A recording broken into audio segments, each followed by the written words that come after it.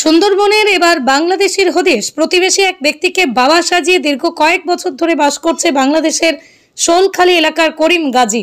স্থানীয় বাসিন্দাদের দাবি, বাংলাদেশের শোলখালী এলাকার বাসিন্দা করিম গাজী গত কয়েক বছর আগে অবৈধভাবে সীমান্ত পেরিয়ে হিঙ্গলগঞ্জ ব্লকের অন্তর্গত কালীতলা গ্রাম পঞ্চায়েতের পারঘুমটি এলাকায় প্রবেশ করে। সেখানেই রাজনৈতিক নেতাদের সাহায্য নিয়ে এই এলাকার সিদ্দিক গাজী নামে এক ব্যক্তিকে বাবা সাজিয়ে 240 নম্বর বুথে ভোটার কার্ড তৈরি করে ফেলে। সাজানো বাবা সিদ্দিক গাজী দাবি, অবৈধভাবেই তার ভোটার কার্ড কোনোভাবে জোগাড় করে করিম গাজী ভোটার কার্ড তৈরি করে ফেলেছে। সেই ভোটার লিস্ট থেকে করিম গাজীর নাম বাদ দেওয়ার জন্য সে বিভিন্ন জায়গায় যেমন প্রধান ও স্থানীয় বিএলওকে জানিয়েছে, কিন্তু কোনোভাবেই অনুপ্রবেশকারী করিম গাজীর নাম বাদ দেওয়া হচ্ছে না। এলাকার সাধারণ মানুষ বলছেন, এই বুথে আরো অনুপ্রবেশকারী বাংলাদেশি রয়েছে। ছেলের নাম যেখানে আছে মানে করিম গাজী, এটা কি? ও করিম হচ্ছে বাংলাদেশের ছেলে। আচ্ছা, এখানে কিভাবে মানে ভোটার কার্ড মানে করলো, ভোটার লিস্টে কিভাবে নাম? আমার কার্ডটা কিভাবে নিয়েছে কিন্তু আমি জানি না। অনেকে বুঝতেছে তোমার ছেলে, তাই আমি তো কী করে বুঝি না। আমি কিছু একদম এই সম্বন্ধে আমি কিছু জানি না যে কীভাবে কার্ডটা নিয়েছে, কোন কার কাছ থেকে নিয়েছে, টাকাতে ঘুষ দিয়ে নিয়েছে, আমি কিছু বলতে পারিনি। এই যে আপনার ছেলে এখানে একজন ভোটার লিস্টের নাম আছে, এর বিরুদ্ধে আপনি কোনো ব্যবস্থা নেন? ওই কিছু কাজ আমার ওই বললো যে কুইয়েতে যাবো, তা তোমার কার্ডগুলো দাও। আমার কাছে কিছু বলে না, আমার কাছে কার্ড চাই গেলো, আমি বললাম না আমি দিতে পারবো না। তারপরে অনলাইন থেকেও তুলে নিয়েছে আমার কাছে ওই ভোটার কার্ড চাই গেলো, বুঝতে তোমার আই কার্ডটা দাও, আধার কার্ডটা দাও। তখন হচ্ছে আমি বললাম দেবো না, তো অনলাইন থেকে তুলে আবার কাজ করি। এই যে কাজটা করেছে, এই কাজটা কি বৈধ না অবৈধ?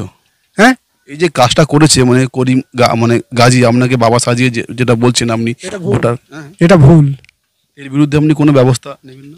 হ্যাঁ, আমি বলতে নাম কেটে দেবো রে, বিডিও অফিসে গিয়ে নাম কেটে দেবো। আর যেখানে এরা আমাদের গ্রামের লোক আছে সেই গণনা করে, তার কিছু পয়সা দিয়েছে।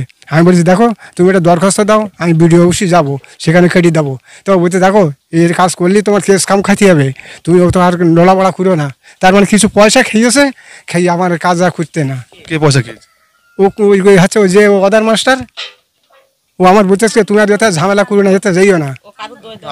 আপনি কি চাইছেনটা কি? আমি ওর কাটিয়ে দেবো, ওর বাংলাদেশ পার করবো।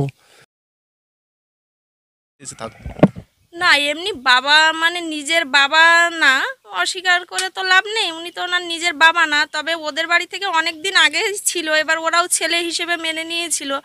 এবার তারপরে এই যে হচ্ছে বলছে এটা ওটা হবে, ওরা বললো ভয় নেই, আমরা তো তোমার ছেলের মতনই দেখি, আমরা হচ্ছে যে আসুক যে যাই হোক আমরা সব কিছু হচ্ছে করে দেবো। অনেকে বলছেন নাকি টাকা দিয়ে এখানে ভোটার কার্ড করেছে, কি বলবেন? না, টাকা দিয়ে করেনি, মানে এটা টাকা বাংলাদেশে অনুপ্রবেশকারীরা এসে টাকার বিনিময়ে ভোটার লিস্টে নাম তুলছে এবং তার নির্দিষ্ট প্রমাণ আমরা এই সংবাদ মাধ্যমের মাধ্যমে দেখতে পেয়েছি। সুতরাং আমরা দাবি জানাচ্ছি রাজ্য বিজেপির পক্ষ থেকে যারা এই কাজের সঙ্গে যুক্ত তাদেরকে গ্রেপ্তার করে কঠোর শাস্তি দেওয়ার জন্য, যাতে একটা দৃষ্টান্তমূলক হয়ে থাকে। এরকম কাজ করতে তৃণমূলের নেতারা যারা প্রশ্রয় দিচ্ছেন তাদেরও বিচারের আওতায় এনে কঠোর সাজা দিতে হবে, তাহলে এই কাজ করতে অনেকে পিছপা হবে, ভয় পাবে। আর বর্তমানে দিদির দেওয়া এপিক কার্ডটা অ্যাভয়েড করে আধার কার্ডটি চালু করেছে নরেন্দ্র মোদী বিজেপি। তারা বলছে নাগরিকত্ব না। তো সুতরাং এটা সরকারি ব্যাপার, নির্বাচন কমিশনের ব্যাপার, এভাবে পাগলের প্রলাপ বলে তৃণমূলকে দোষারোপ করা যায় না। ধন্যবাদ। হিঙ্গলগঞ্জ বিধানসভার এসসি কমিশনের চেয়ারম্যান সুরজিৎ বর্মন। বুথের বিয়ে 241 নম্বর বুথের বিয়ে।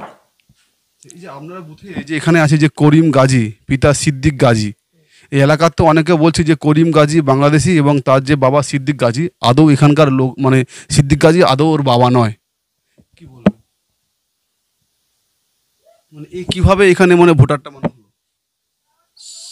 সেটা অনেক আগে থেকে হয়ে আছে। হ্যাঁ, আচ্ছা, আমি ধরুন এই 23 সালে। আসল বাড়ি কোথায় ছিল জানেন? আসল বাড়ি ছিল বাংলাদেশ। এখানে কিভাবে হলো ভোটার তা আমি ঠিক বলতে পারবো না। এই যেখানে যে বাবা যে আছে সিদ্দিক গাজী, করিমের বাবা সিদ্দিক গাজী, এটা কি আসল বাবা? আমার স্বামী। এখানে এই যে করিম গাজী, এই সিদ্দিক গাজীর ছেলে, ওই কথাটা আমরা বলতে পারতেছি না ঠিক কিভাবে কি করে হয়ে গেছে বাবা। উনি কে হয়? কিছু হয় না আমার। তাহলে ওর বাড়ি কোথায়? ওই তো সামনে বিয়ে করে ওখানে রই আমাদের শরিক। আগে এর বাড়ি মানে ছিল কোথায়? বাংলাদেশে আমাদের ওই শরিকই থাকতো।